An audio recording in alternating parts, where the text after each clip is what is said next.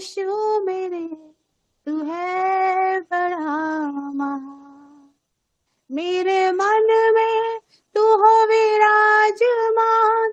यीशु मेरे तू है बड़ा महान, यीशुआ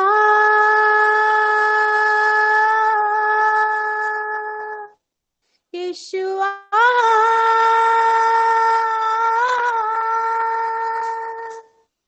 यीशुआ मेरे मन में समा जा।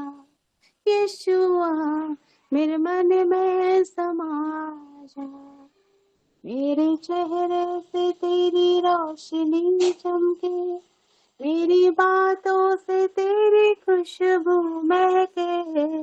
मेरे चेहरे से तेरी रोशनी चमके, मेरी बातों से तेरी खुशबू महके। मेरा जीवन बने तेरी स्तुति का साथ, तेरी प्रशंसा करती मेरी जुबान। मेरा जीवन बने तेरी स्तुति का साथ, तेरी प्रशंसा करती मेरी जुबान। यीशुआ यीशुआ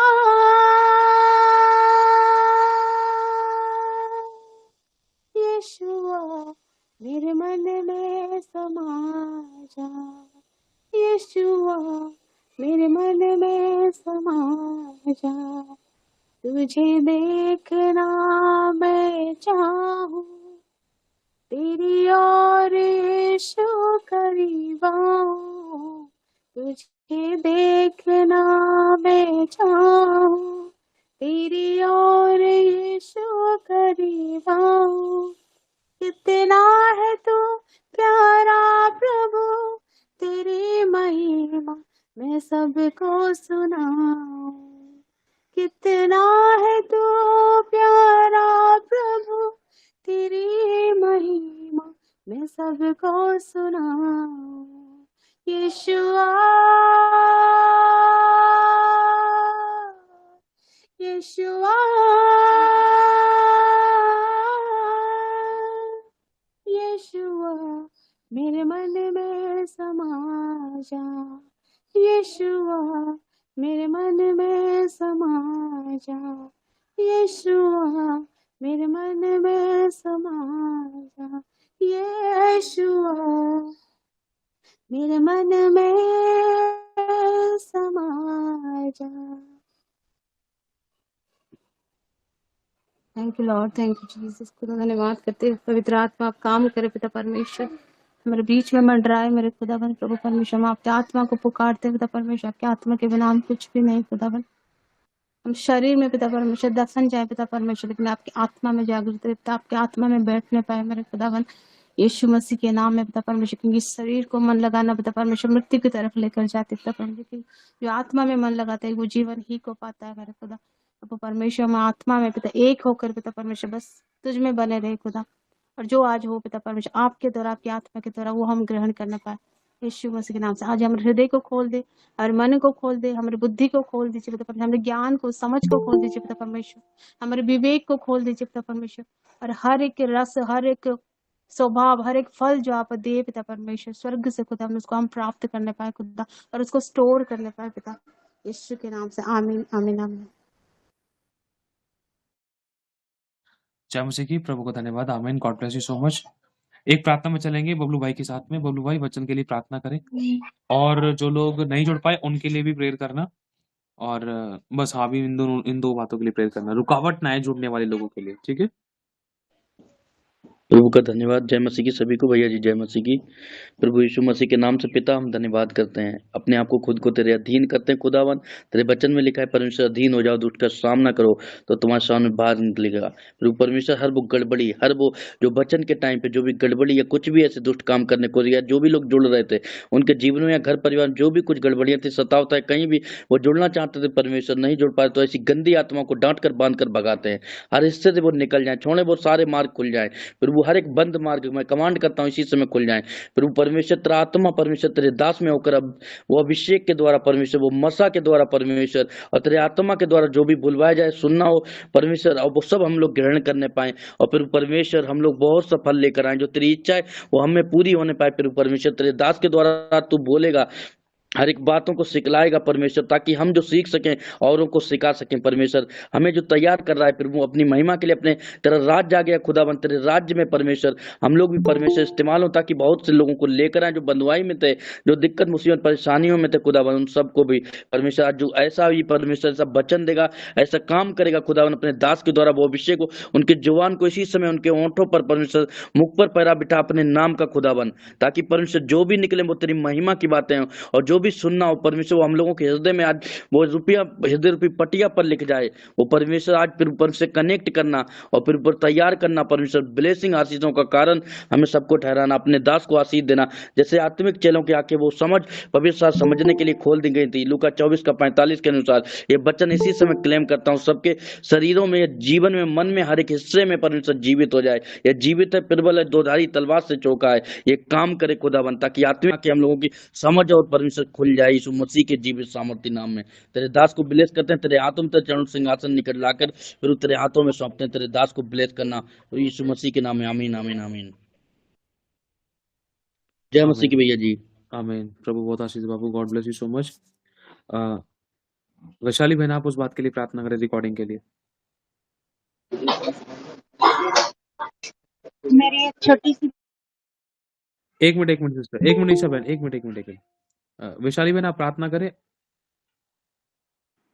जी जय मसीह की मदद जी। हम प्रार्थना करके रिकॉर्डिंग के लिए खासकर दुआ करेगी कि नेक्स्ट टाइम हम लोग को पता होगा बहुत गड़बड़ी हुई थी, जब हम मिलकर अपना मुंह खोलेंगे तो परमेश्वर काम करेंगे। धन्यवाद करते मेरे सामर्थ्य परमेश्वर पिता, फिर से आपके अनुग्रह के सिंहासन के निकट आते खुदा, मैं खुद को हर एक जन को, आपके दास को, आज के मीटिंग को, वचन को, आज के रिकॉर्डिंग के यूट्यूब को यीशु मसीह आपके नाम में सील करते, उनके कंप्यूटर सिस्टम को, सारे इलेक्ट्रिसिटी सब कुछ परमेश्वर पिता यीशु मसीह आपके लहू में सील करते, कोई दुष्ट की गंदी योजना सफल ना होने पाई प्रभु परमेश्वर पिता। हम प्रार्थना करते प्रभु जी सारी गड़बड़ियां नष्ट होने पाए पिता, जो रिकॉर्डिंग में पिता जो दुष्ट आत्मा काम कर रही थी, वो दुष्ट कार्य कर रही थी पिता परमेश्वर पिता, आपका दूत उनको हाँकता जाए, क्योंकि वचन में लिखा है प्रभु जो हमसे लड़ते पिता आप उनसे लड़े पिता, और जो हमारी हानि करते पिता आप उनकी हानि करो मेरे प्रभु जी। यीशु के नाम से आपकी वचन के तलवार से सारी गड़बड़ी करने वाली गंदी आत्मा, रिकॉर्डिंग में डिस्टर्ब करने वाली गंदी आत्मा को हम यीशु मसीह के सामर्थ्य नाम से फायर को रिलीज करते, वो जले मरे और आज के बाद प्रभु कभी रिकॉर्डिंग में डिस्टर्ब ना करने पाए मेरे परमेश्वर। में धन्यवाद करती पिता, मैं विश्वास करती प्रभु जी बड़ी सामर्थ्य गवाही के साथ आएंगे और आज का रिकॉर्डिंग बहुत ही अच्छे से होगा, पहले से ज्यादा और बेहतर तरीके से होगा। हम धन्यवाद करते पिता, सारी महिमा आपको देते हैं, आपने प्रार्थना को सुना, मैं धन्यवाद देती, फिर से आपके दास को आपके हाथों में सौंपते खुदा, उनको हर एक चीज मैनेज करने की अनुग्रह देना, ताकि रिकॉर्डिंग के साथ जो भी वचन बोलेंगे पिता प्रभु उनके लिए डिवाइन दूतों को उनके आसपास को मैं पिता परमेश्वर मांगती खुदा, उनके चारों ओर, हमारे मीटिंग के चारों ओर पिता आपका दूध हमारी छावनी करके रहे प्रभु जी, और हम सभी का मन एक आत्मा करे पिता, यीशु मसीह के नाम से मांगते हैं, आमीन आमीन आमीन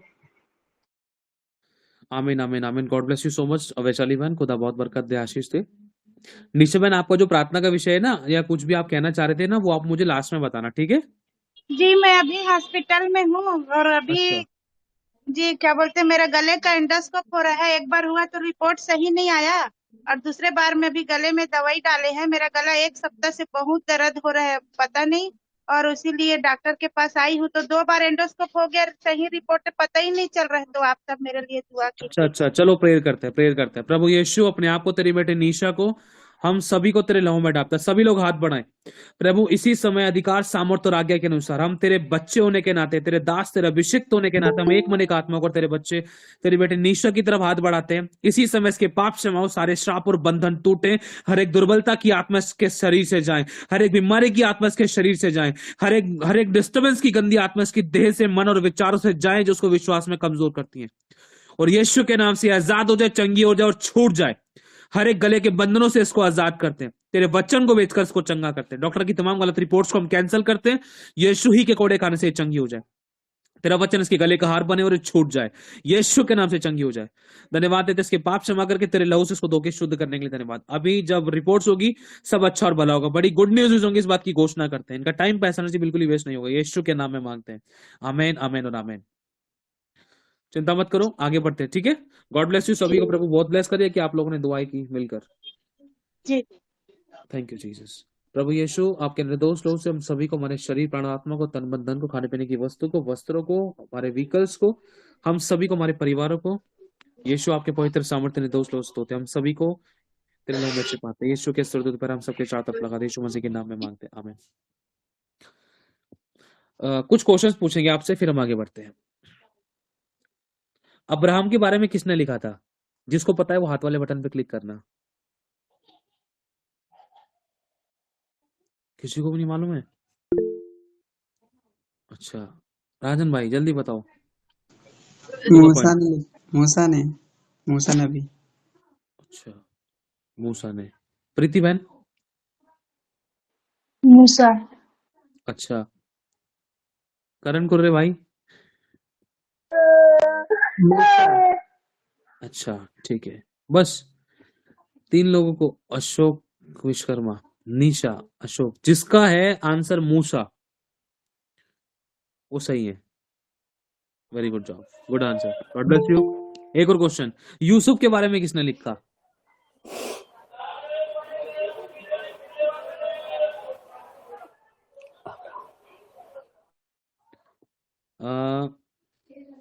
जी जी हम बताएं? हाँ बताओ बाबू। मूसा जी ने।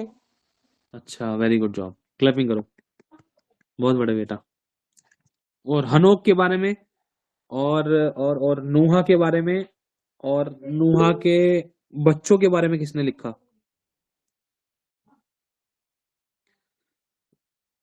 वैशाली बहन, फिर प्रीति बहन। ब्रदर जी मूसा ने ही लिखा, क्योंकि उत्पत्ति तो वही लिखे थे सब। हाँ, वेरी गुड जॉब, क्लैपिंग करो। बहुत बढ़िया। लेकिन शुरुआत में क्यों डर रहे थे आप लोग? तो थोड़ा कंफ्यूज हो गई, सॉरी। चलो कोई बात नहीं, कंफर्म होने के बाद सबसे तेज बोल पड़े, एक ही बार में सारे आंसर हो गए। उत्पत्ति ही मूसा ने लिखी है, तो सैंकी भाई आगे से कुछ पूछ नहीं पाएंगे, वो उत्पत्ति में से फिलहाल है, एक ही बार में आंसर ले लो। जड़ पकड़ने वाले लोगों। गॉड ब्लेस यू ऑल, खुदा बहुत बरकत दे आपको, अच्छी बात है। आंसर ऐसा दो कि क्वेश्चन खत्म हो जाए। Very good job. लेकिन दूसरों को भी ध्यान रखना है ना, थोड़ा लोग जागने लग जाते हैं। वेरी गुड जॉब, सारी महिमा प्रभु को मिले, सब कुछ करने वाला प्रभु है। लेकिन हम एक और क्वेश्चन पूछेंगे।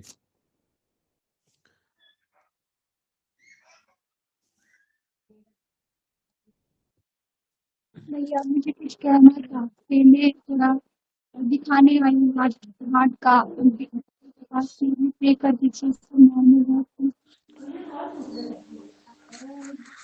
समझ में नहीं आई आपकी सरिता बहन? जी भैया, वो डॉक्टर ने टेस्ट आवाज समझ में नहीं आ रहा, समझ में नहीं आ रहा है। अगर कुछ इमरजेंसी है तो अभी बताना, अगर थोड़ा रुक सकते हैं तो फिर लास्ट में बता देना, लास्ट में प्रेयर होगी। इमरजेंसी है, डॉक्टर ने मुझे चेकिंग लिखा है। बाबू समझ में नहीं आ रही, आवाज नहीं आ रही है। ब्रदर जी मैसेज में आपको मैसेज किया हुआ है। अच्छा, मैसेज पढ़ के बताओ फिर जल्दी से। एक मिनट। ब्रदर जी मैं डॉक्टर के पास आई हूँ, मतलब हार्ट में जो वॉल्व लगा है ना मशीन, उसको चेकिंग कराना है, डॉक्टर बुला रहा है, तो मुझे नर्वस लग रहा है, तो प्रे कर दीजिए सब नॉर्मल। Okay okay okay. खुदावन तेरी इस बेटी को हम सभी को तेरे लहू में डालते हैं प्रभु, तेरे बच्चों को तेरे लहू में सील करते, छिपाते, कवर करते, इन सभी के सभी पाप क्षमा हो। और आज्ञा देते प्रभु परमेश्वर तेरी बेटी सरिता के दिल को प्रभु इसको ब्रांड न्यू ऑर्गन से ब्लेस करते। सभी लोग हाथ बढ़ाएं इस बच्चे की तरफ, खुदावन यीशु मसीह के नाम से अधिकार सामर्थ और आज्ञा के अनुसार इसको ब्रांड न्यू हार्ट से ब्लेस करते हैं। और जब ये चेक कराने जाएगी तो बड़ी गुड न्यूज़ होगी, कोई दुख कोई विपत्ति इसके डेरे के निकट नहीं आएगी, और इसके विरोध में खुलने वाली जुबानों को हम यहीं से बांध देते हैं, और बड़ी गवाही इसकी जिंदगी बनेगी, ये आनंद और जय जयकार करते हुए आएगी। इस बात की घोषणा करते हैं, यीशु ही के कोड़े खाने से, मार खाने से, यीशु का भाला खाने से चंगी हो चुकी है। यीशु के नाम में प्रार्थना मांगते हैं, आमीन। चिंता मत करो मेरी बहन, ठीक है, आगे बढ़ते हैं। तो एक और क्वेश्चन था, याकूब के बारे में किसने लिखा है? याकूब के बारे में, इस बारे में बताओ, तब हम जान जाएंगे। नए नियम का याकूब? नहीं बाबू, पुराने नियम का। अशोक विश्वकर्मा सिस्टर की बेटी बताएगी। मूसा जी ने। मूसा जी ने? याकूब के बारे में मूसा जी ने कैसे लिख दिया भाई? विशाली का नाम बताना। जी ब्रदर जी, वही तो एक ही उत्पत्ति में आता है ना, तो सब वही लिखेंगे।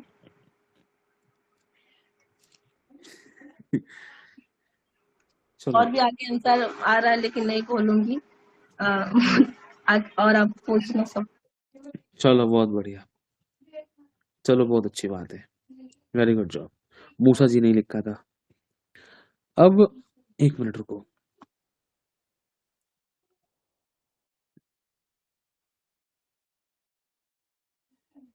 व्यवस्था विवरण किसने लिखा था?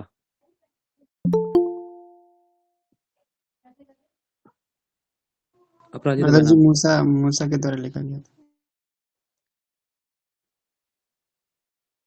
मूसा जी के द्वारा व्यवस्था विवरण कैसे लिखा गया?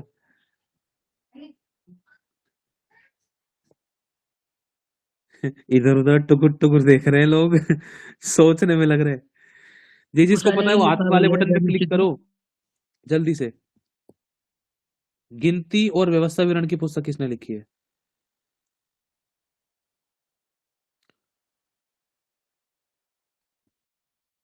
गिनती की पुस्तक किसने लिखी है?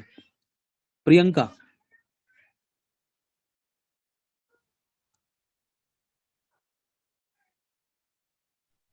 मूसा ने। गिनती की पुस्तक मूसा ने कैसे लिख दी? लय व्यवस्था और निर्गमन किसने लिखा है? मूसा ने लिखी है। मूसा ने तो उत्पत्ति लिखी है, ये आगे की 4 किताबें ये भी मूसा ने लिखी है। पांच किताबें लिखी है ना मूसा ने। अच्छा, ये लो, इन्होंने भी एक आंसर दे दिया सीधा। चलो क्लैपिंग करो, वेरी गुड जॉब, बहुत बढ़िया, सही बात है भाई, सही बात है। अब हम क्या पूछे इस 5 किताबों में से आपके लिए, आपको तो पता चल गई है, बहुत बढ़िया। अब चलो एक और क्वेश्चन है। अब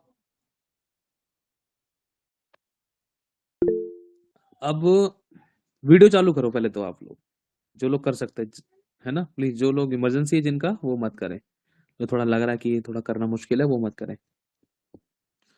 तो अब जो क्वेश्चन है वो ये है कि मूसा जी ने मतलब कैसे लिखी थी? 1 मिनट के अंदर इसका कोई आंसर देगा? 1 मिनट का तो नहीं, 30 सेकंड के अंदर इसका आंसर देना है। जब पूछूं जब बताना, अभी हाथ वाले बटन पे क्लिक कर लो आप लोग। मूसा जी ने कैसे लिखी थी? हम्म, संजना बहन।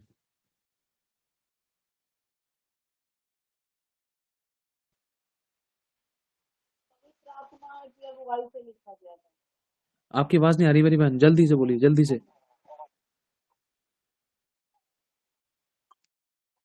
की अगुवाई से लिखा था मूसा ने। अच्छा, चलो बहुत बढ़िया। एक सही और सटीक आंसर कौन देगा? गंगा सिस्टर।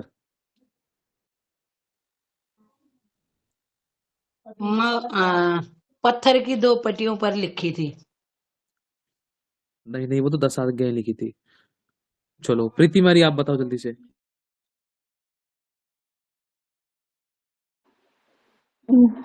पहाड़ के ऊपर जाकर प्रभु के पीछे प्रभु के पीठ के पीछे देखा, प्रभु ने दिखाया।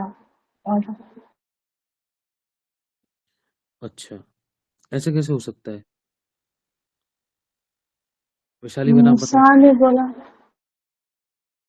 दादा जी मुझे बोले। हम्म, हाँ, प्रभु का धन्यवाद हो इस मौके के लिए कि सभी पूरे पवित्र शास्त्र, पवित्र आत्मा की अगुवाई में सभी प्रभु के दास नबी लोग ने लिखे हैं और वो कहाँ से लिखे, वो तो पेपर पेन वो तो अपनी जगह हो गए थे, लेकिन जगह सब वो तो अलग थी। लेकिन सभी जितने भी बाइबल में जो हम पढ़ते हैं सभी पवित्र आत्मा की अगुवाई से लिखी गई। और ये नया नियम में है, ये वर्ड मैं ढूंढ के मतलब कि डाल दूंगी, कोशिश करूँ डालने की।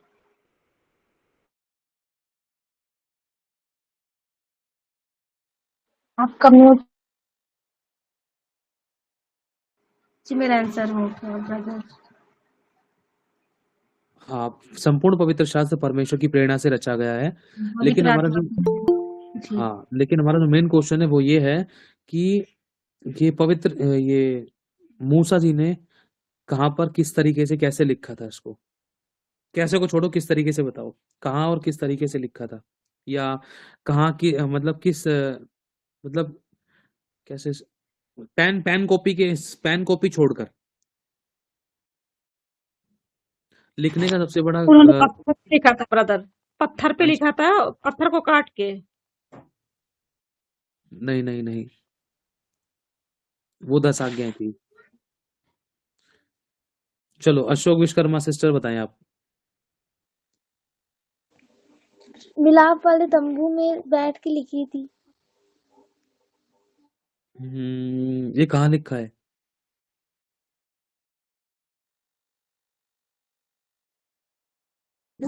संडे स्कूल में बताया था भैया ने। अच्छा, चलो। और गुड़िया सिस्टर आप बताओ जल्दी से।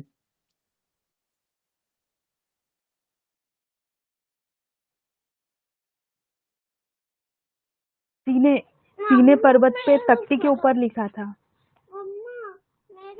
अच्छा, बहुत बढ़िया। चलो आगे बढ़ते हैं।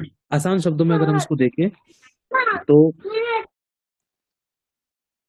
अ, जैसा कि अभी प्रीति वाली बे ने वो आंसर दिया था पत्थर ना। की तख्ती थी। हाँ बाबू, वो ठीक दिया आपने आंसर, लेकिन वो 10 आज्ञाओं वाला था। हाँ, लेकिन जो प्रीति मैरी सिस्टर ने आंसर दिया है ना, वो आंसर बिल्कुल ठीक है।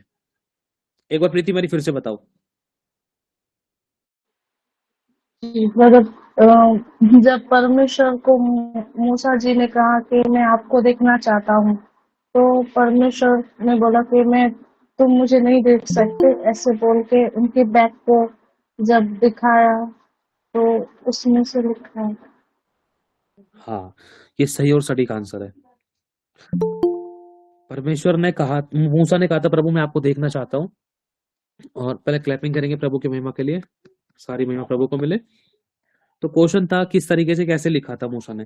लिखने का सबसे बड़ा कारण था कि परमेश्वर ने मूसा को अपनी पीठ के पीछे सब वाचे सब चीजों को दिखलाया था।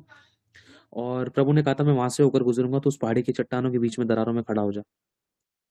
मैं वहां से निकलूंगा और क्या कहते हैं, उसके बाद प्रभु वहां से निकला और मूसा को परमेश्वर ने उत्पत्ति की ये सारी बातें परमेश्वर ने मूसा को प्रकट की। और कैसे बना आकाश धरती पृथ्वी नूहा सब कुछ, सब चीजें, कितने लोग आए कैसे आए, सब चीजों के बारे में परमेश्वर ने मूसा को दिखलाई और सुनाई। और फिर उन चीजों को मूसा ने ध्यान में रखते हुए जब मूसा लिखने बैठे तो वो सब चीजें परमेश्वर ने उनको लिखने में अगुवाई की। पुराने टाइम पे लिखा जाता था, पता नहीं, अब पेपर तो होते नहीं थे, लेकिन चमड़ों के ऊपर और मतलब पता नहीं क्या क्या चीजें थी, उन चीजों के ऊपर लिखा जाता था। स्याही और दूसरी टाइप की स्याही, पुराने टाइम की आपको बहुत सी चीजें पता होंगी, है ना, फिलहाल उसमें नहीं जाएंगे। लेकिन ये मेन चीज थी, मूसा ने मतलब मूसा को परमेश्वर ने अपनी पीठ पर दिखाया था। शुरुआत की 5 किताबें लिखने वाला मूसा है। और उत्पत्ति परमेश्वर ने मूसा को दिखलाई थी। उत्पत्ति, पूरी उत्पत्ति, निर्गमन, लय व्यवस्था, गिनती और व्यवस्था विवरण, ये चीजें मूसा ने अपनी जिंदगी में होते हुए और जो मूसा ने अनुभव लिए, जो परमेश्वर उसको बतलाते हैं कि वो सब बातें मूसा ने इसके अंदर लिखा है। और उत्पत्ति की जो पुस्तक थी वो सारी उत्पत्ति परमेश्वर ने मूसा को अपनी पीठ के पीछे से मतलब पीठ पर दिखाई थी। और मूसा उन चीजों को समझ पाता था और आत्मा में उसको परमेश्वर उसको ज्ञात कराता था कि कहाँ पर क्या किस तरीके से कैसे हुआ। तो इन सब बातों को मूसा नबी ने लिखा, है ना, स्मरण कराता रहा खुदा का रूह उनको। हालेलुया। तो चलो अभी हम शुरुआत करते हैं उत्पत्ति की पुस्तक से। एक वचन था, प्रभु ने बहुत बहुत अच्छा सिखलाया पुराने नियम में बहुत सारी जगह पर यीशु के क्रूसिफिकेशन को लेकर है और यीशु की दुल्हन को लेकर है। मतलब यीशु की कलीसिया के विषय में है, यीशु के रैप्चरेशन के विषय में है, उठा ले जाने को लेकर है, प्रभु के आगमन को बहुत सारी चीजों को लेकर। तो उसमें से हम एक पढ़ेंगे उत्पत्ति 22 अध्याय की पहली आयत से, है ना। तो अब हम आगे बढ़ते हैं। तो समझ आ गया आप सभी लोगों को। शुरुआत की 5 किताबें मूसा नबी ने लिखी है, जिसमें उत्पत्ति की जो किताब है वो परमेश्वर ने मूसा को आत्मा में प्रकट करी थी और मूसा को अपनी पीठ दिखाई थी। तो उसको परमेश्वर ने मूसा को सब कुछ, उत्पत्ति की सारी बातों को मूसा के अंदर प्रकट कर दिया था और मूसा ने उन चीजों को समझ लो खुली आंखों से देखा था, क्योंकि परमेश्वर की जब पीठ देखी थी, प्रभु ने कहा था तू मेरी पीठ देख पाएगा। ये सारा मैटर समझ लो उसी दौरान हुआ उस दौरान कह सकते हैं। और परमेश्वर ने सब चीजों को प्रकट किया मूसा के ऊपर, इन बातों को। और मूसा को परमेश्वर ने एक सही समय दिया, कहां पर किस तरीके से कैसे, ये प्रभु जानते कि किस तरीके से किन किन चीजों के द्वारा कैसे लिखवाया, ये खुदा को मालूम है। लेकिन मूसा ने इस तरीके से लिखा कि परमेश्वर की पहले उसने पीठ देखी, उसने जाना, उसने सुना, उसने कॉन्सेंट्रेट किया, खुदा की रूह ने उसको व्याकुल किया, उसको भरा। फिर उसके बाद प्रभु के दास मूसा नबी ने इसको लिखना शुरू किया। प्रभु का धन्यवाद। आगे बढ़ते हैं हम लोग। सारी महिमा प्रभु को बोले। लिखा है उत्पत्ति 22 अध्याय उसकी पहली आयत में, जैसे कि अभी किसी ने शायद सेंड किया था, मैं उसको पढ़ता हूँ। Very good job. इन बातों के पश्चात ऐसा हुआ कि परमेश्वर ने इब्राहिम से कहा, पवित्र आत्मा हमारी मदद करें, यह कहकर उसकी परीक्षा की। प्रभु ने परीक्षा की। बहुत से लोग कहते हैं कि परमेश्वर किसी को नहीं परखता। देखिए यहाँ पर तो साफ लिखा है, परमेश्वर ने इब्राहिम से यह कहकर उसकी परीक्षा की। लिखा है परमेश्वर धर्मी को परखता है। प्रभु का वचन ये भी कहता है कि उसने इजरायलियों को परखा।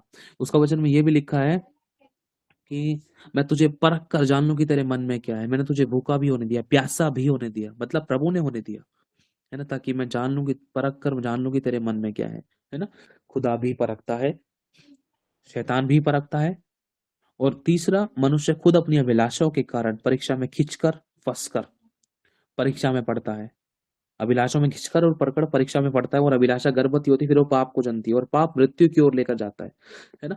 तो 3 प्रकार से एक मनुष्य की परीक्षा होती है, जिसमें सबसे भली परीक्षा हमारे लिए वो है जो जब प्रभु हमें टेस्ट करता है। क्यों? क्योंकि वो हमारी पूरी जिम्मेदारी लेता है, हालेलुया, संभाल करता है और हमें बढ़ाता है, उसका प्रतिफल देता है, रिवॉर्ड देता है, ब्लेस करता है, आंसू की शुद्धि लेता है, संभालता है, घेरे रखता है, आशीषित करता है।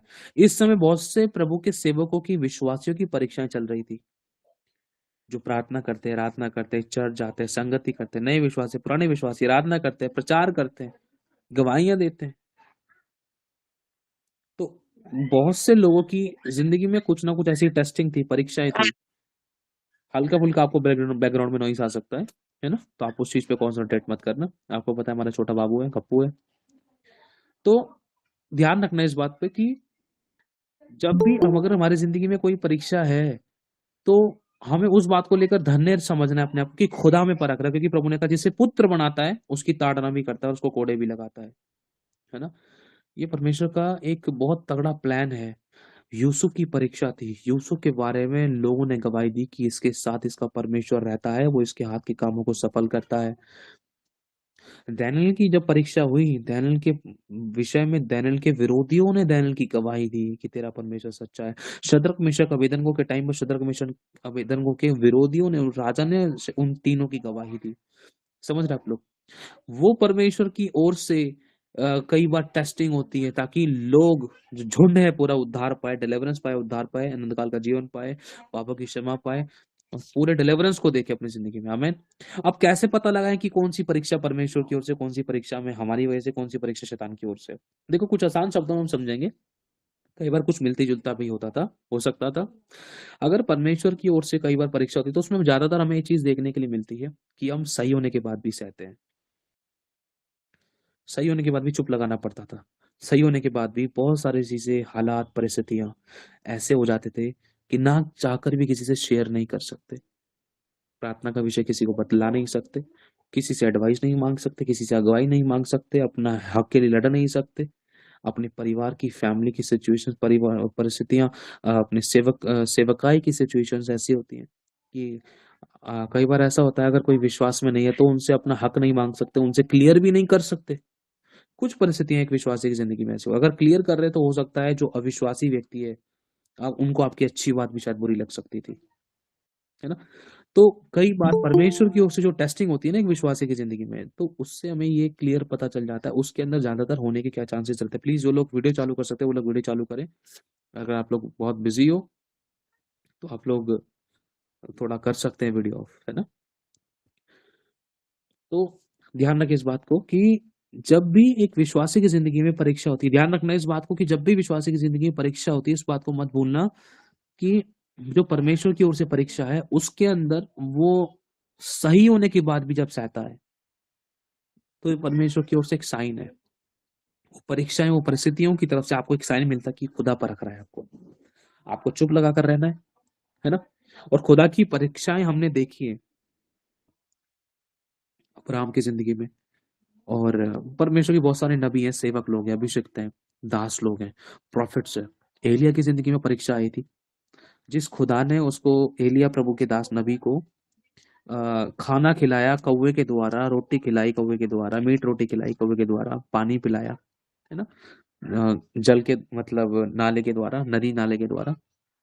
सोचो उसी खुदा ने नाले का पानी बंद कर दिया, उसी खुदा ने कौवे को बिजी कर दिया। ये एलिया के लिए टेस्टिंग थी, है ना। लेकिन इस चीज को पकड़ना, जब पौलुस और सिलास की जिंदगी में, एलिया की जिंदगी में, एलीशा की जिंदगी में, परमेश्वर के बड़े बड़े नबी, अभिषिक्तों, प्रॉफिट्स, अपोस्टल्स, प्रीचर, टीचर्स की और राजाओं की जिंदगी में जब परीक्षाएं आई थी, उस समय उन्होंने क्या किया, या राजा बनने से पहले या उस पद पे आने से पहले उन्होंने क्या किया, उस बात को हमें पकड़ना है। उन्होंने परमेश्वर से कभी शिकायत नहीं करी है, वो प्रभु से कभी लड़े नहीं है। 2 काम। तीसरा काम, कभी परमेश्वर पे उन्होंने उंगली नहीं उठाई है। ये चीज हम हमेशा पढ़ सकते हैं, मोस्टली हमें पढ़ने के लिए मिलते हैं। यूसुफ को देख लो, समझ लो वो खुदा से बुराई करने के विषय में गूंगा हो गया था, वो गूंगा बन के जी रहा था, वो बहरा बन के जी रहा था, वो अंधा बन के जी रहा था। बुराई को मेरे को नहीं देखना है, परमेश्वर की प्रतिज्ञा, उसके डर को देखना है, उसकी तलवार को देखना है, उसकी आग को देखना है, मुझे उसके डर को देखना है। मुझे खुदा की सुननी है, अभिलाषाओं की नहीं सुननी है। बुराई, पाप, जैसे पोतीफर की पत्नी वाला, पोतीफर के बारे में पढ़ते हैं ना, बुरी चीजें उसको आवाज मार रही थी तो वो बुरी चीजों को नहीं सुन रहा था, है ना। और वो दुर्व्यवहार, दुर्विचार, दुर्शब्दों के लिए, गलत अंगीकारों के लिए वो गूंगा था। नहीं भाई, पाप के लिए मेरे को नहीं पता है कैसे बोलते हैं, झूठ मेरे को नहीं आता, सॉरी नहीं कर सकता भाई मैं ऐसा काम, सॉरी मैं नहीं बोल सकता इसके बारे में। समझ रहे आप लोग। तो ये बुराई के लिए गूंगा बन जाना। डैनियल को देख लो, सही होने के बाद भी उसने इतना सहा, उसने अपना न्याय तक नहीं मांगा, उसने ये तक नहीं कहा कि राजा मैं गलत नहीं हूं, उसने ये तक नहीं कहा कि परमेश्वर तूने मेरे साथ ऐसा क्यों किया, उसने ये तक नहीं कहा कि जिसने मेरे साथ गलत किया उसको लाके खड़ा करो, उससे मैं बात करता हूँ। समझ रहे हो। लेकिन हमें देखो, हम तुरंत न्याय करने लग जाते हैं। कितनी गलतियां करते हैं हम लोग ना, कितनी गलतियां करते थे। खुदा आपको और मुझे करेक्ट करना चाहता है इस एरिया में। तो ना तो उंगली उठाई, ना दोष लगाया, ना परमेश्वर से शिकायत की कि तूने ऐसा क्यों किया। मैंने तेरे साथ ईमानदार विश्वास रख गया रहा, पवित्रता का जीवन जिया, प्रार्थना करता हूँ, उपवास करती हूँ, आराधना करता हूँ, चर्च जाता हूँ, चर्च जाती हूँ, 10 देती हूँ। प्रभु फिर भी मेरे साथ ऐसा क्यों, है ना। परमेश्वर ने बहुत से लोगों के परिवारों में से ना, जैसे अब्राहम देखे, बहुत सारी ब्लेसिंग्स को कई बार परमेश्वर ने एक राइट टाइम रखा। परमेश्वर ने अब्राहम को कब ब्लेस किया, 100 साल की उम्र में। परमेश्वर तो उसको 25-75 साल की उम्र में ब्लेस करना चाहता, लेकिन उसकी कुछ गलतियों के कारण वो ब्लेसिंग डिले हुई थी।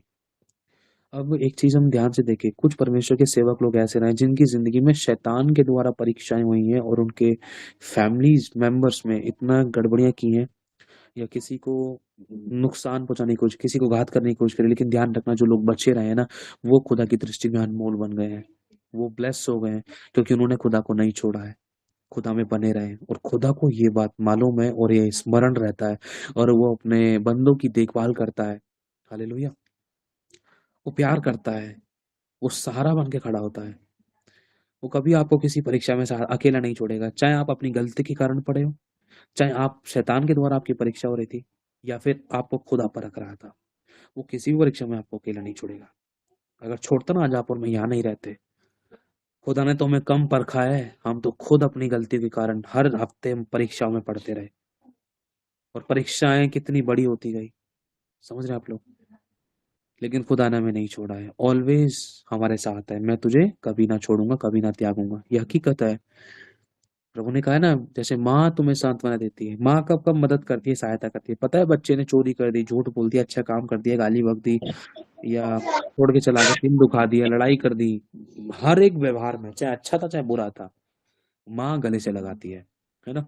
तो यही चीज लेकिन परमेश्वर बुराई को सपोर्ट नहीं करता है, बुराई से नफरत करता है ना। लेकिन परमेश्वर अपने मनुष्यों से प्यार करता है, पाप से नफरत करता है, मनुष्यों से प्रेम करता है।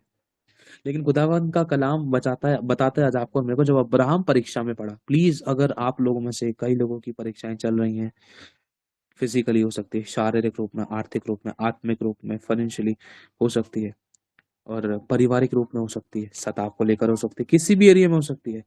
3 काम बिल्कुल मत करना, चाहे रो लेना, अकेले में कितना भी चिल्ला लेना, कितना भी करहा लेना, समझ रहे हैं आप लोग। लेकिन खुदा से लड़ना मत। लिखा है, हाय उस पर जो अपने रचने वाले से लड़ता है। खुदा पर दोष मत लगाना, क्योंकि वही छुड़ाने वाला है आपका और मेरा। खुदा से कभी शिकायत मत करना, कहीं शैतान खुदा से आपके और मेरे बारे में शिकायत ना करे। देख तेरा बच्चा, तू उस पर घमंड करता था ना, देख तू उस पर विश्वास करता था ना, तू उस बेटी पर, इस बेटे पर, देख आज ये तेरे से ही शिकायत कर रहे तेरे लोग। तूने तो उनके लिए दम भरा था ना, मेरी बेटी, मेरा बेटा, मेरी प्यारी बेटी, मेरा प्यारा बेटा, मैंने इनके लिए अपनी जान दिया। आज देख तेरे लोग तेरे क्रूस को, देख तेरे क्रूस के साथ, वरन तेरी देह के साथ, तेरे लहू के साथ कैसा अपमान सा व्यवहार करते हैं, और तेरी निंदा करते तेरे मुंह पर। जैसे शैतान अय्यूब के टाइम पर बोलने के लिए आया था ना, शैतान आज ना बोलने पाया आपके और मेरे विषय में। मेरे भाइयों प्लीज दम भरो उपवास का, निकालो उन खमीरों को, उन बुराइयों को अपने अंदर से। एक बात बताऊं आपको, मेरे साथ कई बार ऐसा हुआ है। मेरी जिंदगी में जब कुछ कमियां हो दिखाई दी है ना, यहाँ तक कि कुछ कमियां, कुछ बातें, कुछ बुराइयां, कुछ खमीर मैंने कल रात को पकड़े, परमेश्वर ने मुझे करेक्ट कराया। उन बातों के लिए रात से ही मैंने निश्चय ले लिया था कि मुझे उपवास में रहना इन बातों के लिए। मैं बदलना चाहता हूँ प्रभु, समझ रहे हैं आप लोग। जो भी कमियां आपको अपनी जिंदगी में दिखाई दे रही, खमीर दिखाई दे रहे, आपकी फैमिली में किसी के लिए दिखाई दे रहे, उन बातों के लिए आप स्टेप लो, एक नया। मैं उदाहरण के तौर पर आपको कहना चाहता हूं, जब तक आप लोग स्टेप नहीं लोगे, तो आप परमेश्वर की दृष्टि में एक काम करने वाली व्यक्ति कैसे बन सकते हो, गंभीर व्यक्ति कैसे बन सकते हो। नहीं तो फिर खुदा भी यही सोचेगा, अरे इसके फुंसी फोड़े हो गए, इसको तो कोई परवाह ही नहीं है, छोड़ दो, इसको खुद परवाह नहीं तो मैं क्या करूंगा उसके लिए। जब ये खुद दवाई लेने नहीं जा रहा है तो मैं कैसे चंगा करूंगा, जब ये खुद गंभीर नहीं है तो मैं कैसे जिंदगी में इसके काम करूंगा। कुछ इसके हिस्से का काम है। कर्म में ना विश्वास मरा हुआ है। जो लोग गंभीर इन परिस्थितियों के अंदर, परमेश्वर ये झूठ क्यों बोलती हूँ मैं, झूठ क्यों बोला मैंने, बैठा कहीं हूँ बताती कहीं और हूँ, खा कुछ और रहा हूँ और नशा कर रहा हूँ मैं, लेकिन माँ बाप ने पूछा है, मैंने बताया कुछ और दिया। गुटखा खाया, मुंह के अंदर गुटखा चला, बोल रहा हूँ रोटी खा रहा हूँ मम्मी, अब बार बार करता हूँ। खुदा से झूठ बोल सकते हैं क्या? नहीं बोल सकते, अपने आप को धोखा देते हैं। ये खमीर था और हम बोलते मम्मी मैं बढ़ नहीं पा रहा था, मम्मी मेरे को आशीष नहीं मिल रही, मम्मी मैंने क्या कमी कर दी, कहाँ कमी छोड़ दी, मैं तो चर्च भी जाता हूँ। हाँ बेटा तू चर्च में जाता है, लोगों की दृष्टि में अच्छा करता है, लेकिन खुदा की दृष्टि में जैसा खुदा चाहता है वैसा नहीं कर पा रहा है मेरे बेटे, मेरी बेटी, है ना। तू शिकायत कर रहा है खुदा से, अपनी कमियां नहीं देख रहा है, खमीरों को नहीं देख रहा है, बुराइयों को नहीं देख रहा है, अभिलाषाओं को, जो जो तू तेरे अंदर बसी पड़ी थी उनको तू अपने अंदर से नहीं निकाल रहा है मेरे बच्चे। हालेलुया। करेक्शन की जरूरत है। किसी भी एरिया में अगर हम कमजोर पड़ रहे थे, वीक थे, हमें उपवास में आना है, वचन प्रार्थना आराधना और तेज कर देना है, ज्यादा कर देना है। अगर हम किसी प्रकार की परीक्षाओं में थे, हमें और फास्टिंग में आने की कोशिश करनी है। कोई खमीर था, कोई कमियां थी, कोई बुराइयां थी, कोई भी ऐसी चीज थी जिसके कारण हम बढ़ नहीं पा रहे थे, उपवास में आना है। हालेलुया। प्रभु का डर रखकर हमें उपवास में आना है, नई शुरुआत करनी। कहीं गिर गए थे, फिर से हमें उठना है, हमें बढ़ना है ना। प्रभु देखेगा ये बदलना चाहती है, बदलना चाहता है, जिंदगी इसकी है, इसको अपनी इच्छा को पूरा करना चाहिए, लेकिन ये दूसरे की बीमारी के लिए उपवास में आई है, दूसरे के छुटकारे के लिए उपवास में आया है, तो मैं इसकी खेती क्यों ना सींचूं। अरे खुदावंद खुद यीशु ने और परमेश्वर के सेवकों ने, पुराने नियम में कितने अभिषिक्तों ने परमेश्वर के लोगों के लिए दुआएं की हैं। उपवास का दिन ठहराओ, महासभा का प्रचार करो, समझ रहे आप लोग? पुराने नियम में कितने लोगों ने उपवास करा है अपने लोगों को बचाने के लिए, बहुत ज्यादा जरूरी है। दाऊद तक ने उपवास किया था एक बच्चे को बचाने के लिए। और यहाँ तक कि इजराइलियों में जब योना नबी जिस जगह पे गए थे नीनवे शहर में, वहां पर लोगों ने उपवास किया, उनको अपनी गलती का एहसास हुआ और उपवास के द्वारा परमेश्वर ने जान लिया ये बदलना चाह रहे हैं। और परमेश्वर ने अपने क्रोध और जलजलाहट को उन पर से हटा लिया, उन पर आशीष उड़ेली, उन पर दया की, उनको ब्लेस किया। हमें उन परीक्षाओं में हम कर क्या रहे हैं? अब्राहम, इन बातों के पश्चात ऐसा हुआ कि परमेश्वर ने अब्राहम से यह कहकर उसकी परीक्षा की, हे अब्राहम, उसने कहा देख मैं यहाँ हूं। परमेश्वर दिखाई देता है कैसे? उसका राज्य बातों में नहीं परंतु सामर्थ में है। उसकी सामर्थ का प्रभाव दिखाई देता है। जैसे शाऊल को उसकी सामर्थ का प्रभाव दिखाई दिया था, क्या? ज्योति, एक ज्योति चमकी और वो अंधा हो गया, है ना? उसमें से यीशु बोला, मैं यीशु हूं, हे शाऊल जिसे तू सताता है। लेकिन उसने कहा अपने पुत्र को, अर्थात अपने इकलौते पुत्र इसहाक को, जिससे तू प्रेम रखता है। क्यों बोला ये वाला वर्ड? क्यों बोला ये वाला वर्ड? इसलिए बोला, एक तरीके से हम समझ सकते हैं, और भी बहुत से कारण हो सकते थे। इसको हम अगर प्रकाशन में अपने लिए समझे तो हमें इस तरीके से समझना चाहिए कि परमेश्वर ने मुझे गाड़ी दी है, परमेश्वर ने मुझे पत्नी दी है, परमेश्वर ने मुझे बच्चा दिया है, परमेश्वर ने मुझे सेवा दी है, परमेश्वर ने मुझे ये ब्लेसिंग दी है, वो ब्लेसिंग दी है। तो उसमें कई बार हम चुपक जाते थे। समझ रहे आप लोग? उसमें हम कई बार चुपक जाते थे। चुपकने की वजह से ना, ध्यान से समझना, जब गिदौन को खुदा बाप ने कहा था ना, जा इन लोगों को मैं तेरे लिए नीचे परखूंगा, नीचे मतलब इनको और थोड़ा सा डाउन करूंगा, मैं देखता हूँ उस समय इनकी जुबान से कैसी आवाजें निकलेंगी, थोड़ा सा और, थोड़ी सी और परीक्षा, थोड़ा सा और इनको नीचे गिराना है, मतलब थोड़ा सा और इनको नीचे लेके जाना है, और नम्र और दीन करना है ना?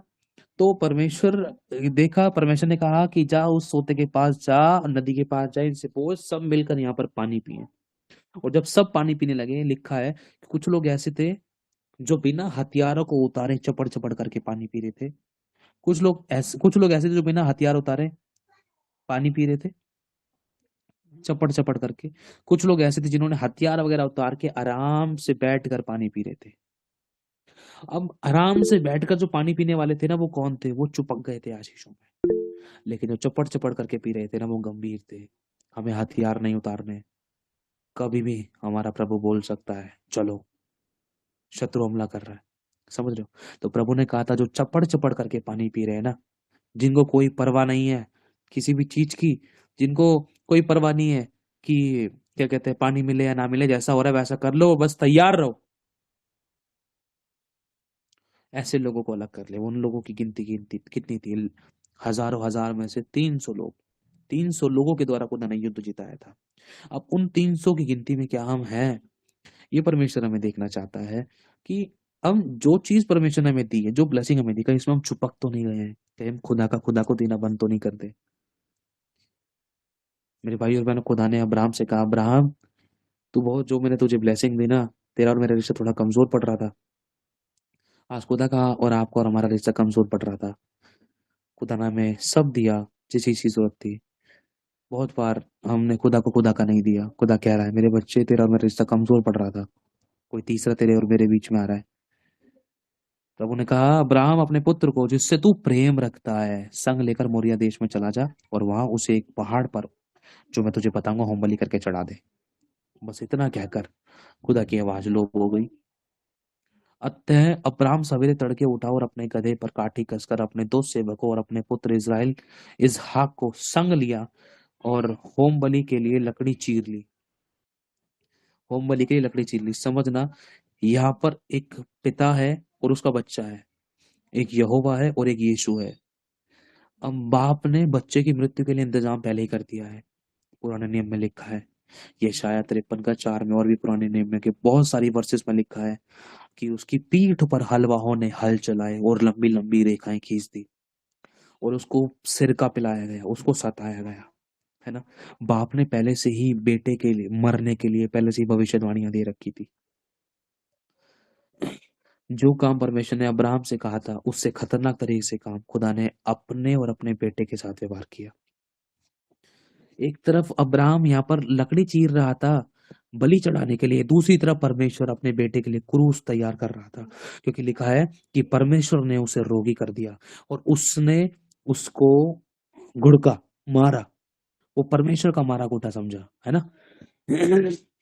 तब निकलकर उस स्थान की ओर चला जिसकी चर्चा परमेश्वर ने उससे की थी। तीसरे दिन अब्राहम ने आंखें उठाकर उस स्थान को दूर से देखा। ये वही मोमेंट है जिसमें खुदा बाप यीशु के साथ था, उसको बंदवाई में लेकर गए और यीशु के साथ पिता था, पिता उसके साथ साथ रहता था, क्योंकि लिखा है कि मैं पिता में और पिता मुझ में है और पिता मेरे साथ है, मैं अपने आप से कुछ नहीं करता। मतलब पिता उसके साथ था, उसके कंधे पर हाथ रखकर चलता था, पिता उसकी अगुवाई करता था, पिता उस पहाड़ी को दूर से देखता था जहां पर इस मेरे बेटे को क्रूस पर उठाकर लेकर जाना है। पिता दूर से देखता था। तीसरे दिन अब्राहम ने आंखें उठाकर उस स्थान को देखा, दूर से देखा, पिता ने भी दूर से देख लिया था, मेरे बेटा भी तो तेरे को यहाँ पर गधे के ऊपर यहाँ पर होसना होसना के नारे लग रहे हैं, अब देख, अब तो कुछ दिन में देखा उसको, उस देख वहां से जाएगा तुझे यहीं से मारते हुए लेकर जाएंगे। और उसने अपने सेवकों से कहा, गधे के पास यहीं ठहरे रहो और यह लड़का मैं वहां तक जाकर और दंडवत करके फिर तुम्हारे पास लौट कर आएंगे। पता है, पहले से ही भविष्यवाणी होगी थी अब्राहम के द्वारा। अब्राहम ने क्या कहा था कि हम वहां पर जाते हैं और हम वापस आएंगे, ये नहीं कहा था कि हम जा रहे हैं मैं वापस आऊंगा। अब्राहम ने पहले कह दिया था हम जा रहे हैं तो हम आएंगे। इतना अच्छा विश्वास था, क्या मजबूत विश्वास था। इसी को विषय में तो खुदा कहता है कि विश्वास का पिता और ये अब्राहम परमेश्वर का मित्र बन गया। हालेलुया, बहुत प्यारी बात है। अब्राहम ने ये नहीं कहा कि हम दोनों बाप बेटे जा रहे क्रूस वहां पर पहाड़ी पर और मैं वहां से वापस आऊंगा, नहीं कहा। अब्राहम ने कहा हम जा रहे हैं और हम वापस आएंगे। अब्राहम को पता था कि परमेश्वर ने मेरे बेटे की बलि मांगी है, मेरे बेटे की बलि मांगी है, लेकिन अगर बलि मांगी है तो फिर हम दोनों वापस कैसे आएंगे। लेकिन उसका अंगीकार था, उसके वर्ड्स थे। यही प्रोफेसी पहले ही देखिए हम ध्यान से नए नियम में सब आत्मिक रूप में इसकी गहराई में समझना, आप समझोगे इस बात को। एक सेकेंड, थोड़ा सा शोर हो रहा था, माँ बेटी दोनों अंदर एक दूसरे को एंटर कर रहे हैं, मैं थोड़ा बाहर जाता हूँ। Thank you so much Lord for this blessed family, अच्छे तरीके से हैंडल करना। हाँ चलो वो किचन में चलते खाना पकाना। हाँ खुदा भी सही चल रहा है, बढ़िया वाली। हाँ तो वचन जो था ध्यान से समझेंगे हम इस वचन को। एक minute, thank you Holy spirit हमें समझाने के लिए। तो इसको गहराई में समझना। एक मिनट, ऊपर का तो वो सब देखता है हमारे परेशान को। थैंक यू लॉर्ड हमारे साथ होने के लिए। तो अब मूवमेंट को स्मरण करना, खुदा आपको आत्मा की गहराई में उतारे इसी समय। जिस समय यीशु पकड़वाया गया या जिस समय यीशु को गधे के बच्चे पर बैठा कर ले जाया जा रहा था आनंद और महिमा महोत्सव के साथ, तो उस समय समझ लो पिता यीशु को दूर से दिखा रहा था, देख वो जगह है तेरे को जहाँ जाना है और तू यहीं से होकर निकलेगा, वहां से तुझे वापस भी लेकर आऊंगा। समझ रहे हो? लिखा है उसी सनातन आत्मा ने यीशु को मुर्दों में से जिला दिया। आमीन। उसी सनातन आत्मा ने यीशु को मुर्दों में से जिला दिया। यही तो बात यहाँ पर लिखी है, ध्यान से समझना। और दंडवत करके फिर तुम्हारे पास लौट आएंगे। यीशु मुर्दों में से जी उठा, किसने जिलाया? पिता की आत्मा ने जिलाया। और फिर उसके बाद हुआ क्या? अगर हम ध्यान से इस चीज को देखें, पिता की आत्मा ने यीशु को जिलाया। जिलाने के बाद में यीशु कहां दिखाई दिया? 40 दिन तक अपने लोगों के बीच में मध्य में दिखाई दिया, है ना। ये एक पहले से क्लियरेशन कर दिया गया था। एक सेकंड रुकना।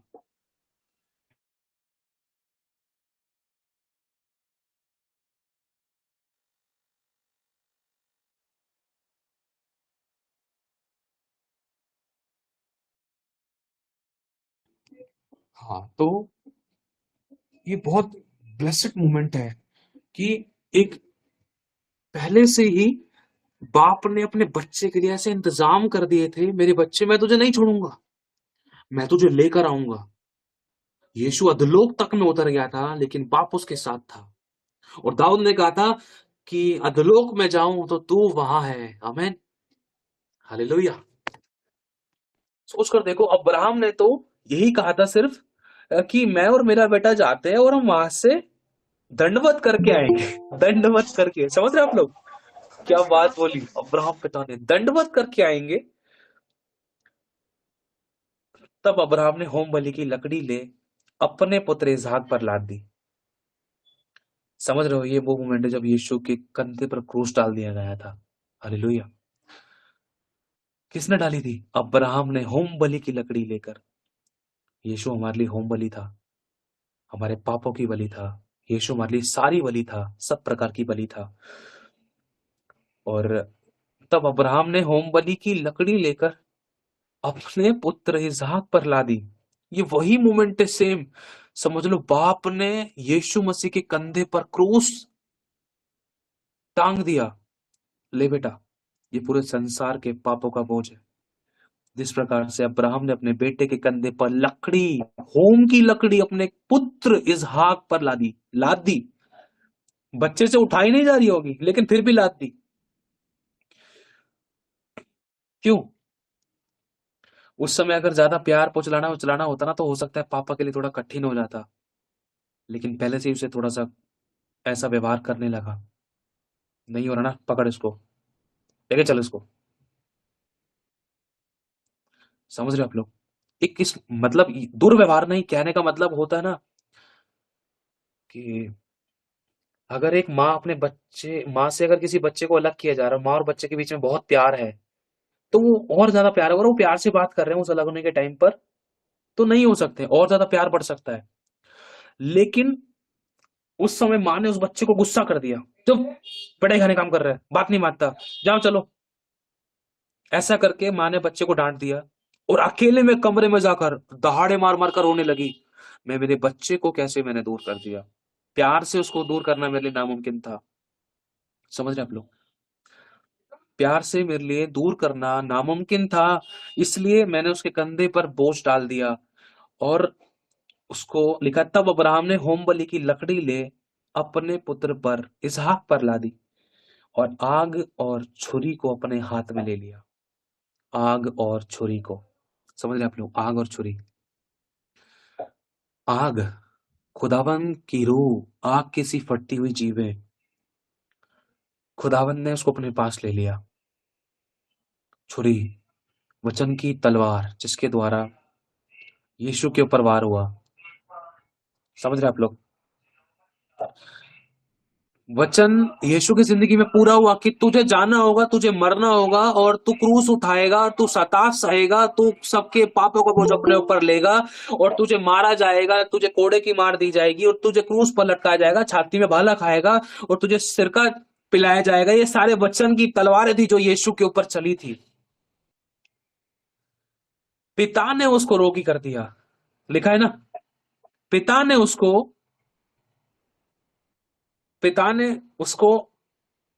यशायाह 53:4 में पढ़ते हैं, तो लिखा है, उसे हमने परमेश्वर का मारा कूटा और दूर दशा में पड़ा हुआ समझा। हमने परमेश्वर का मारा कूटा और दूर दशा में पड़ा हुआ समझा। हमने उसको ये समझा कि इसको परमेश्वर ने मारा है, इसने गलती करी होगी तभी मारा है। लेकिन हम ये भूल गए थे कि हमारे पापों का दंड और बोझ वो उठा रहा है। और पिता, हमारे जो तलवार हमारे ऊपर चलनी थी, जो दंड हमें सहना था, जो मृत्यु, जो अनंत काल की आग, नरक में हमें जाना था, वो सब यीशु ने सह लिया।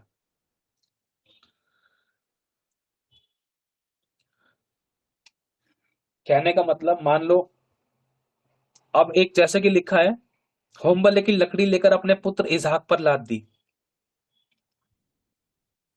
मुझे नहीं लगता कि शायद पिता ने यीशु पर गुस्सा किया होगा। मुझे नहीं लगता, ऐसा नहीं हो सकता, ये नामुमकिन बात है। लेकिन पिता ने अपना मुंह फेर लिया था, ये बात तो है। चाहे भले ही पिता गुप्त में रोया था, ये तो है। और एक और चीज है, जब पिता ने यीशु के कंधे पर ये लकड़ी, ये क्रूस डाला था, जो आपके और मेरे नाम का था, जिस पर हमारा नाम लिखा हुआ था, जिस पे हमें चढ़ना था, जब यीशु के ऊपर पिता ने इस क्रूस को डाला, तो उनके बीच में इतनी खतरनाक बाउंडेशंस थी, इतने अच्छे प्यारा, इतना इतना घनिष्ठ रिश्ता था जो आज तक किसी का नहीं हुआ। कभी हुआ ही नहीं, कभी नहीं हुआ। खुदा चाहे तो ही हो सकता है वो रिश्ता प्रभु के साथ में, है ना।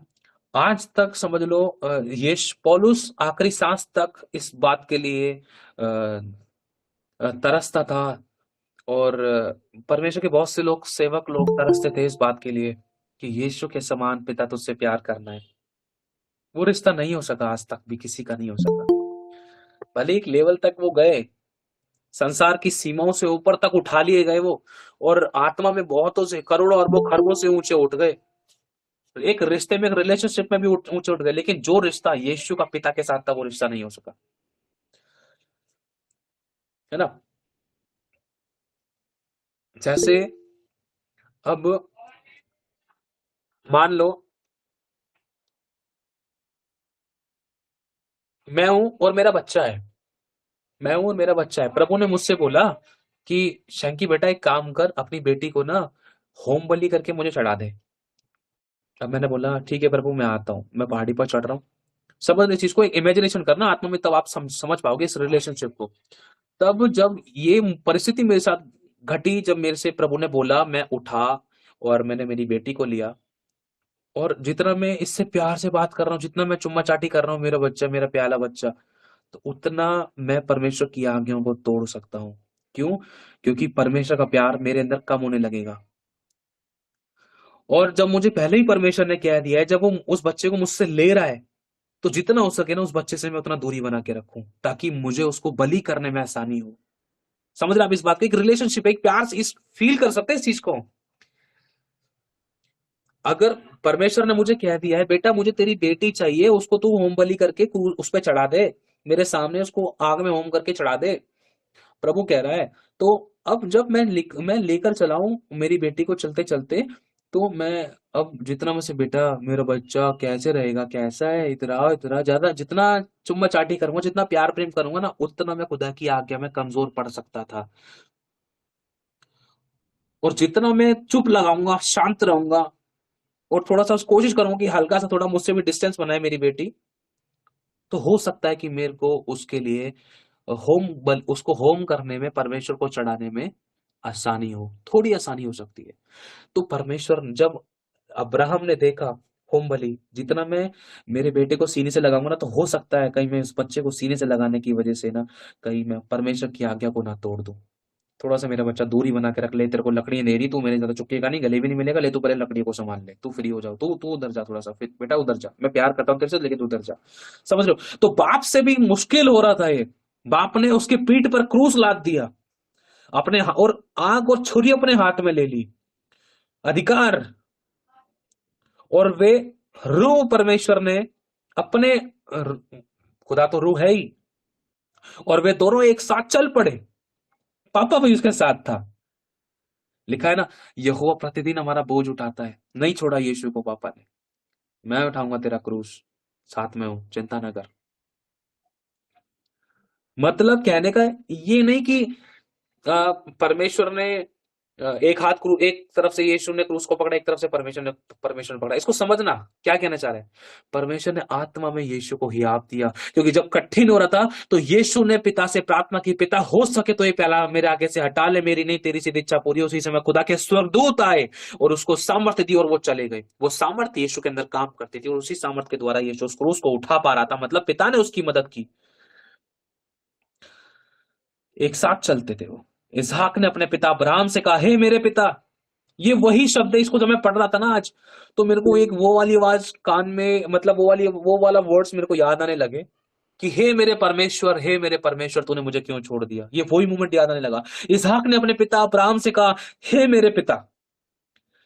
उसने कहा, हे मेरे पुत्र। यही सेम चीज पिता ने कही होगी, हाँ मेरे पुत्र। क्या बात है। उसने कहा, देख आग और लकड़ी तो है। पुत्र ने कहा, पापा आग और लकड़ी तो है, पर होम बलि के लिए भेड़ नहीं है। भेड़ कहाँ है? सोच कर देखो, इसहाक कितना भोला है। हमारा यीशु कितना भोला था बेचारा। समझ रहे आप लोग? कहने का मतलब ये है, यीशु ने कभी अपने लिए जीवन नहीं जिया, अपने लिए नहीं जिया। इतना भोला था, जैसा पिता कहता था वैसा कर डालता था। बेटा यहाँ नहीं तो नहीं जाना, जाना है तो जाना है, उधर तो उधर, इधर तो उधर, बैठ तो बैठ, उठ तो उठ, क्रूस उठाओ तो उठा, कोड़े की मार खा तो खा, चुप लगा तो लगा, मुंह पर थुकवा ले लेकिन पोंछ मत उसको, हाथ भी ना लगा। समझ रहे हो? लकड़ी तो है पर होम बलि के लिए भेड़ का है। अब आप अंदर ही सोच रहा था, जिस तरीके से आपको बताया था ना पहले, जब आदम और हवा ने पाप कर दिया था, समझ लो पिता पुत्र पवित्र आत्मा हमने सामने बैठे हुए थे। उस समय पिता बहुत दुखी था। यीशु कह रहा था पिता से कि पिता कौन जाएगा बचाने के लिए, क्या रास्ता है? तू तो सर्वशक्तिमान है, तेरे पास तो रास्ते होंगे, हजारों रास्ते, तेरी बुद्धि अगम है परमेश्वर, करोड़ों रास्ते हैं और सारे सिद्ध हैं। एक करोड़ योजना खराब होती तो तू अरबों बनाने की सामर्थ्य रखता है। पिता ने कहा हाँ है। वो रास्ता क्या है पिता? बोलना बोलना बोलना। पिता चुप होता है। पापा बेटा बोलता है बोलना बोलना। यीशु बार बार बोलता है बोलना पिता, क्या है वो रास्ता, क्या है वो योजना? तुरंत पिता यीशु की तरफ उंगली करता है, वो तू है। पिता, अब बच्चा शांत हो जाता है। पहले बाप शांत था, अब बच्चा शांत हो जाता है। अब बाप बोलता है कि तुझे जाना होगा, तुझे मुझसे दूर होना होगा, तुझे क्रूस उठाना होगा, तुझे सहना होगा, तुझे भेजूंगा, तू कोड़े की मार खाएगा, तू है वो रास्ता, तू है वो योजना, तुझे मरना होगा। अब्राहम ने कहा हे मेरे पुत्र, परमेश्वर होम बलि की भेड़ का उपाय आप ही करेगा। परमेश्वर ने उपाय किया। यीशु बोल रहा पिता से, पापा तेरे पास तो योजना है, बता ना। पापा ने बोला हाँ। परमेश्वर ने भेड़ का उपाय किया। तू होगा वो भेड़, वो मेमना जो सबके पापों के लिए बोझ उठाएगा, खून बहाएगा। जब वे उस स्थान को जिसे परमेश्वर ने उसको बताया था पहुंचे, तब अब्राहम ने वहां वेदी बनाकर, जो खोपड़ी वाला स्थान है ना जहां पर यीशु को क्रूस पर लटकाया गया था, वो समझ लो एक ऐसी जगह थी जहां वो मरगट थे। वो इतनी इतनी बुरी, इतनी कर्सिस जगह थी। वहां पर यीशु के लिए एक वेदी बनाई गई। कौन सी वेदी? वहां पर कोई ऐसी वेदी, वैसी कोई वेदी नहीं, एक आत्मिक रूप में हम समझेंगे, जहां पर यीशु का क्रूस लगा, जहां यीशु का खून बहते बहते जिस जिस कब्रिस्तान के अंदर, जो भी बोलते हैं उसको, उस स्थान में, खोपड़ी के स्थान में जहां पर यीशु जाता रहा, यीशु के खून जहां बहता रहा, वो जगह शुद्ध होती गई, शुद्ध होती गई। इसलिए यीशु, आगे पढ़ते हैं मगर हम समझते हैं, शुद्ध होती गई। और वहां पर जहां यीशु का खून बहा, आपको पता है यीशु का खून वेदी पर छिड़का जाता था, और यीशु का खून के द्वारा वो जगह को शुद्ध किया गया, और यीशु वहां पर क्रूस पर बलिदान हुआ। जब वे उस स्थान को, हे मेरे पुत्र परमेश्वर होम बलि की भेड़ का उपाय आप ही करेगा, और वे दोनों संग संग आगे चलते गए। जब वे उस स्थान को जिसे परमेश्वर ने उसको बताया था, पिता ने बताया था तुझे वहां पर चढ़ाया जाएगा, तब अब्राहम ने वहां वेदी बनाकर लकड़ी को चुन चुन कर रखा। पापा ने पहले से इंतजाम कर रखा था यीशु के लिए, कीलों का, लकड़ी का, हथौड़े का, ठोकने का। वहां वेदी बनाकर लकड़ी को चुन चुन कर रखा, और अपने पुत्र इसहाक को बांध कर वेदी पर की लकड़ी के ऊपर रख दिया। देखो, यहाँ तो बाप ने अपने बेटे को रखा है। यहाँ तो एक नॉर्मल हम इस चीज को पढ़ सकते हैं, नॉर्मली ये भी बड़ी खतरनाक परीक्षा, लेकिन इस चीज को तो हकीकत में खुदा बाप ने अपने पुत्र यीशु के साथ किया है। रख दिया लकड़ी के ऊपर, अब उसको खड़ा करेंगे। फिर अब्राहम ने हाथ बढ़ाकर छुरी को ले लिया, फिर वचन की तलवार।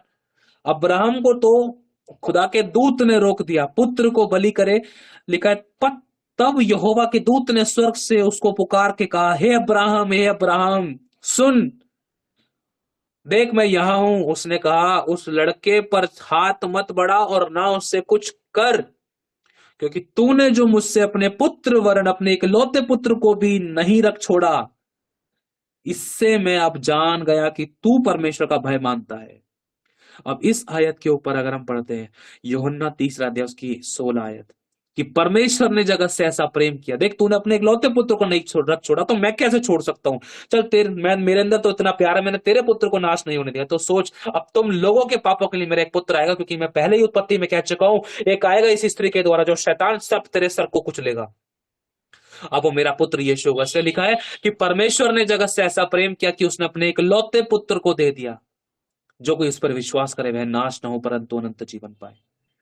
इससे अब मैं जान गया कि तू परमेश्वर का भय मानता है। ये है असली में भय मानना। हम तो कुछ भय नहीं मानते, मजाक करते हैं हम खुदा से। ये होता है भय मानना, ना कर परवाह, किसी भी बात की परवाह नहीं करी उसने। तब अब्राहम ने आंखें उठाई और क्या देखा कि उसके पीछे एक मेढ़ा है। अब्राहम ने आंखें उठाई परमेश्वर की तरफ, लेकिन उसने पीछे की तरफ देखा एक मेढ़ा है अपने सींगों से। खुदा की दास ने बताया था ना इस बारे में, आंखें उठाई परमेश्वर की तरफ, लेकिन इंतजाम उसके पीठ के पीछे ही परमेश्वर ने कर दिया। मेढ़ा अपने सींगों से एक झाड़ी में फंसा हुआ है। मेढ़ा, खुदा उन परिस्थितियों के अंदर ऐसा फंस चुका था। यीशु अब वो चाहकर भी नहीं निकलना चाह रहा था। क्यों? क्योंकि अगर वो निकलता ना तो लोगों का उद्धार नहीं होता और पिता की आज्ञा टूट जाती। झाड़ी में फंसना कहने का मतलब वो एक दायरे में था, उससे बाहर नहीं आ सकता था। यीशु पिता की उन आज्ञाओं के दायरे में था।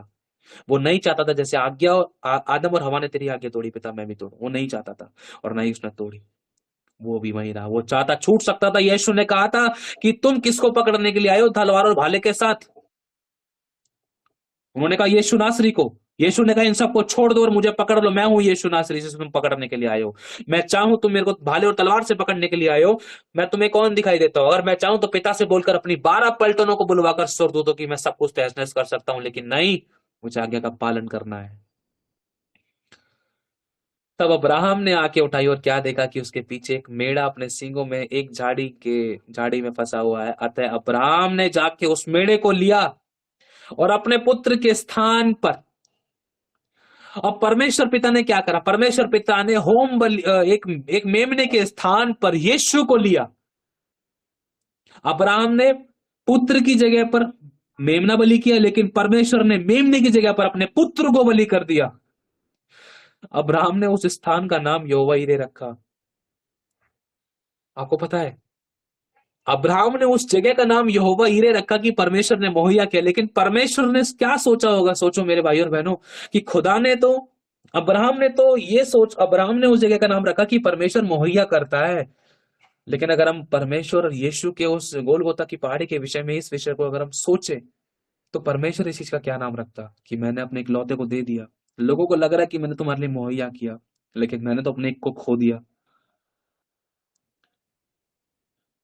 इसके अनुसार आज तक भी कहा जाता है कि यहोवा के पहाड़ पर उपाय किया जाता है। फिर भी तुम मेरे पास आओगे, मेरी उपस्थिति में आओगे, क्रूस के सामने आओगे, यीशु के पास आओगे, मैं तुम्हारे लिए उपाय करूंगा।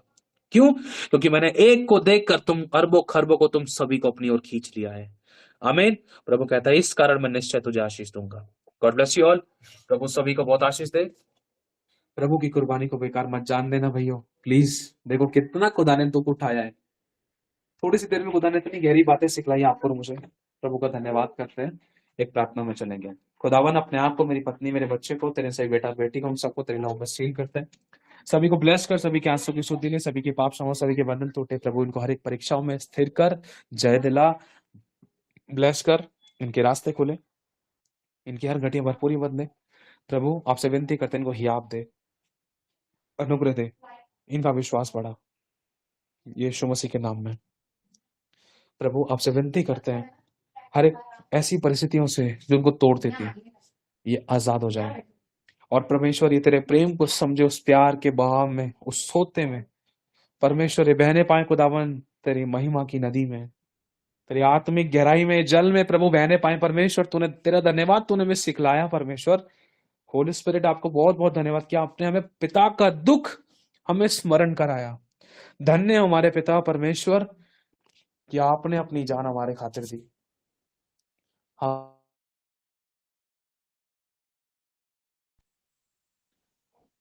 प्रभु जी, आप महान स्तुति के योग्य, आदर मान सम्मान के योग्य। प्रभु यीशु मसीह के नाम से प्रभु हम आपके प्रेम को तुच्छ न जाने, आपकी आज्ञाओं को तुच्छ न जाने, आप पर उंगली ना उठाएं, आप पर दोष ना लगाएं प्रभु। और परमेश्वर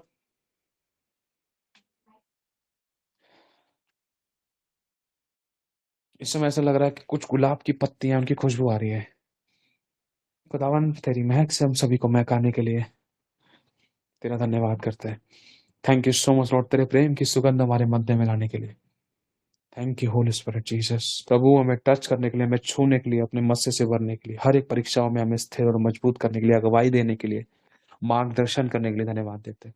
प्रभु हम ये नहीं कहते कि इन परीक्षाओं से हमें छुड़ा, लेकिन हम ये कहते हैं हमें जय दिला और हमारा हिया पड़ा और हमें गिरने से बचा, बुराई से बचा और हमारा आज्ञा पालन टूटने न पाए, ताकि हम परमेश्वर शैतान को शर्मिंदा करें और हम तुझे प्रसन्न और आनंदित करें खुदा। यीशु के नाम में मांगते हैं, आमीन आमीन और आमीन। सभी का आमीन। God bless you all. प्रभु सभी को बहुत आशीष दे। आमीन आमीन आमीन। को जय मसीह की। जय जय मसीह की सभी को। खुदावंद सभी को बहुत आशीष दे, बहुत बरकत दे। बहुत धन्यवाद। खुदा ने मुझे बहुत सिखाया, मेरा दिल बहुत खुश हुआ। होली स्पिरिट आपने हमारी बहुत मदद की, इतना अच्छा वचन दिया प्रभु आपने हमें। Thank you Jesus. आपसे कुछ कहना चाहते हैं भैया जी मुझे कुछ कहना है। हाँ जी हाँ जी, बोलिए, भैया शॉर्ट में बोलिए। भैया मैं लाहौर से कराची जा रही हूँ।